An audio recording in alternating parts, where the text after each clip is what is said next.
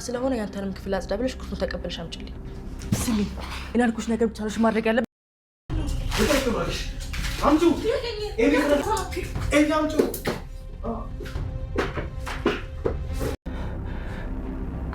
ከሰላም ነው ይወለዳል። እኔ አላምንም፣ ማመን ይከብደኛል። መስማት አለብሽ ማይ፣ መስማት አለብሽ። አንቺ ያምጡ አንተ ለምን ነገር እማይ መስማት አለባት። ዞር በይ አልከፍትልሽ። ስለዚህ ዳጣ ያባዬ ልጅ ትሆናለች ማለት ነው።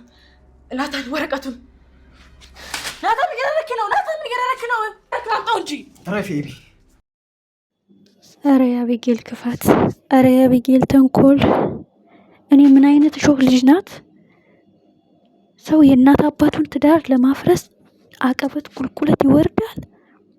እጅግ የሚያሳዝን። የተፈራው ደረሰ፣ የተደበቀው ተገለጠ፣ የተዳፈነው ፈነዳ። አቢጌል አሁን ናታንን አስራ የምታስቀምጥበት፣ ናታንን የእሷ የምታደርግበት። ምናልባሽ ናታን እኔን ካገባኸኝ አልናገርም ልትል ትችላለች። ግን አሁን ያለው አማራጭ ናታን ለደረጀ መናገር። አቢጌል ፈልፍላ ወረቀቱን አግኝተዋለች ብሎ መናገር ነው ያለበት ለደረጀ። አሁን ዳጣም እናቷ እንደሆነች ሰላም አታውቅም። እጅግ የሚያሳዝን፣ እጅግ ልብ የሚሰብር። እረ አቢጌል ክፋቷ! ወይኔ ናታን እውነትም ምን አይነት አጣብቂኝ ውስጥ ነው የገባሁት ነው ያለው። እጅግ አጓጊና እጅግ ልብ አንጠልጣይ የሆነው ተወዳጁ ዳጣ ዛሬም በሚገርምና በሚደንቅ ሁኔታ መጥቷል። ሰላም የተከበራችሁና የተወደዳችሁ ውድ ቤተሰቦቼ በያላችሁበት የዓለም ዳርቻ ሰላማችሁ ይብዛልኝ። ተወዳጁ ዳጣ እጅግ የሚገርምና ልብ የሚሰብር ነገር ተፈጥሯል። በእኛ ቤት የጎረቤት ቡና መጠጫ ብንሆንም የተከበረና ንጹህ የሆነ ትዳር ነው ያለን የምትለው ወይዘሮ ማርታ ሚስጥሩ ተጋለጠ፣ ሀቁ ፈነዳ። አቢጌል ግን ሰው የእናት አባቱን ትዳር ይገነባል፣ ደስታቸውን ያሞቃል እንጂ ደስታን ቀምቶ ትዳርን ያፈርሳል። እሺ አሁን እውነቱን አወቀች። ኦኬ ዳጣ የአባዬ ልጅ ልትሆን ትችላለች ብላ ገመተች። ኦኬ እውነታው ሆነ። እሺ ከዛስ እናቷ ምን ያህል እንደምትጎዳ ጠፍቷት ነው። እንዴት ያሳዝናል! እንዴት ልብ ይሰብራል! ማን ጠርጥሮ ያውቃል? አቢጌል ከናታን ክፍል ካሜራ ታስቀምጣለች ብሎ ማን ገምቶ ያውቃል? እንዴት ያሳዝናል!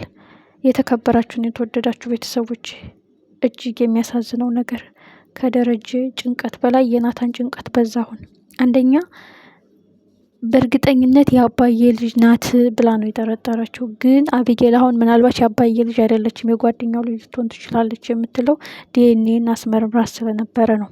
ያ ዲኤንኤን የሰላምና የደረጀ ጸጉር መሆኑ የደረጀ ልጅ እንዳልሆነች ተረጋግጧል። ግን አሁን ደግሜ ላስመርምር ማለቷ የማይቀር ነው። ናታን አሁን ከባድ አጣብቂኝ ውስጥ ገብቷል። አንደኛ ደረጀ ሰላም እናቷ እንደሆነች ለዳጣ አልነገራትም። ዳጣ ሰላም እናቷ እንደሆነች አታውቅም። እጅግ የሚያሳዝነው፣ እጅግ ልብ የሚሰብረው ናታን አሁን አቢጌል የኔ ሆንክ አገባህኝ የሚለውን ነገር ማሰሪያ ገመድ አገኘች። ምናልባት ናታን ካሁን በኋላ ይህ ጉዳይ ገምቶት አስቦት አልሞት የማያውቀው ነገር ኦልሬዲ ከሌላ ሰው ወለደ። ግን ከማን? ይህ ማለት ደግሞ ሁለተኛ የሚያረገዘችው ሰላም ከአባዬ ነው የሚለው ጉዳይ ይነሳል። ግን የዳጣ ህይወት የሚያሳዝነው ናታን ሁልጊዜ ደም እንዳለቀሰችበት፣ ሁልጊዜ ልቧ እንደተሰበረበት የሚያየው ናታን አጠገቧ እናቷ ሆና አለማወቋ፣ ሲቀጥል በስህተት እንደተፈጠረች አውቀዋል። ግን ይሄ የሚያባየ ጥፋት እንዳልሆነ አውቋል። ግን ትልቁ ጥፋት የደረጀ ሰላም እናቷ እንደሆነች እያወቀ እናቴ ናፈቀች እያለች ደም እያለቀሰች አለመናገሩ ነው። አሁን ናታን ከደረጀ በላይ አጣብቂኝ ውስጥ ገብቷል። ደረጀ የተረገዘው ገና ያልተወለደው ልጅ ነው የሚያስጨንቀው። ናታን ደግሞ የኋላ ታሪኩ የተዳፈነው ፈንድቶ ነው የሚያስጨንቀው። እጅግ አጓጊና እጅግ ልብ አንጠልጣይ። ኦልሬዲ አቢጌል እኔ ያሰብኩትና ያለምኩት የነከሱትን ሳላደማ የያዝኩትን ሳልገል እንደማልታው ታውቃለህ ብላ ሚስጥሩን አወጣችሁ። ማን ገምቶ ያውቃል? እጅግ የሚያሳዝን፣ እጅግ ልብ የሚሰብር። ናታን አሁን ምን አይነት ህይወት ነው የሚኖረው? አስቡት። አሁን ግማሽ ወረቀት ናታን ጋር ግማሽ ወረቀት አቢጌል ጋር መሆኑ ጥሩ ነገር እንዳለው ነው። ምክንያቱም ቢያንስ የሰላም ልጅ መሆኗ ነው አቢጌል ጋር ያለው ወረቀት። ናታን ላይ ያለው ወረቀት ደግሞ ስለ ውልደቷ፣ ስለ እድገቷ፣ ማን እንደደፈራት፣ እንዴት እንዳደገች ወይዘሮ ማርታ ዳጣ ተወልዳ እስከምትረገዝ ተረግዛ እስከምትወለድ የት ነበረች የሚለው ዛሬ ተፈታ። ምክንያቱም ለ1 ዓመት ከ6 ወር ከሀገር ውጭ ነበረች። ይህ ማለት ልትመጣ 1 ወር ሲቀራት ነው የተወለደችው ዳጣ። በቃ ቋጠሮ ተፈታ። ሚስጥሩ የተዳፈነው እዚህ ጋር ነው። ማን ጣላት፣ እንዴት ጣላት የሚለው ነገር ናታን አሁን ከባድ ጭንቀት ውስጥ ነው የገባው። ዳጣ ሁልጊዜ ስትጨነቅበት የነበረው ይህ ቤት በእኔ ምክንያት ሊፈርስ ነው እያለች ይኸው በሰላም ወረቀት ሚስጥሩ ተዘረገፈ። ምን አለ ጋሽ ደረጀ ጋር ተቀምጦ ቢሆን ወረቀት። እውነት እኔ ጋሽ ደረጀ መመለሱ ደስ ብሎኝ እያለ ግን አቢጌል ማን ገመተ ናታን ክፍል ውስጥ ካሜራ ታስቀምጣለች ብሎ። እጅግ የሚያሳዝን፣ እጅግ ልብ ሰባሪ፣ እጅግ ልብ አንጠልጣይ፣ ማንም አስቦት ማንም ገምቶት የሚያውቀው በዚህ አጋጣሚ ሚስጥር ይወጣል ብሎ ማንም ፈርዶ የማያውቀው። አሁን ናታን ግዴታ ይሄ ትዳር የደረጀ ሰላም መንሳት፣ የወይዘሮ ማርታ ልብ መሰበር እንዳይፈጠር አቢጌልን አገባታለሁ ብሎ ናታን ዳጣንም ሊጎዳት ይችላል። ናታን አሁን ከባድ አጣብቂኝ ውስጥ የገባው አንደኛ እንዴት እንደተደፈረች፣ እንዴት እንደተረገዘች፣ እንዴት እንደተወለደች ያውቃል። ሚስጥሩን ጠንቅቆ ያውቃል። አቢጌል በግማሽ ነው የምታውቀው። እጅግ የሚያሳዝን። ጉድሽን በሰማሽ ገበያ በወጣሽ፣ ሀዘንሽ ቅጣጣ ከቤትሽ አይወጣ፣ የገደለው ባልሽ የሞተው ወንድምሽ ሆኗል ነገርየው። ናታን እዚህ ቤት የተደበቀው ሚስጥር ማወቁ እንዴት ያሳዝናል።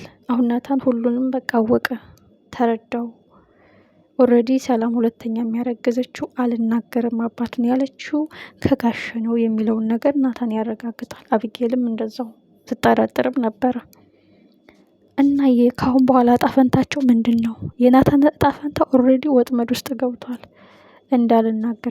እንዳልናገር ከፈለክ እኔን ታገባኛለህ። እኔ ያሰብኩትን ሳላሳካ፣ የሸተተኝን ፈልፍዬ ሳላገኝ፣ የነከስኩትን ሳላደማ። ናታን አሁን ደረጃ አባቷ እንደሆነ ያውቃል። ሰላም እናቷ እንደሆነች ያውቃል። ደረጃ የማያውቀው የዳጣ አባት እንደሆነ ናታን ያውቃል ብሎ አያስብም። ስለዚህ ለደረጃ እንኳን ይሄ ወረቀት እንዲህ ነው የተጻፈው ብሎ ቢናገር ሌላ መፍትሄ ይገኛል ብዬ አስባለሁኝ። ግን እውነት ቢዘገይም መገለጡ ቢዘገይም መፈንዳቱ አይቀርም። መጨረሻውስ ምን ይሆን?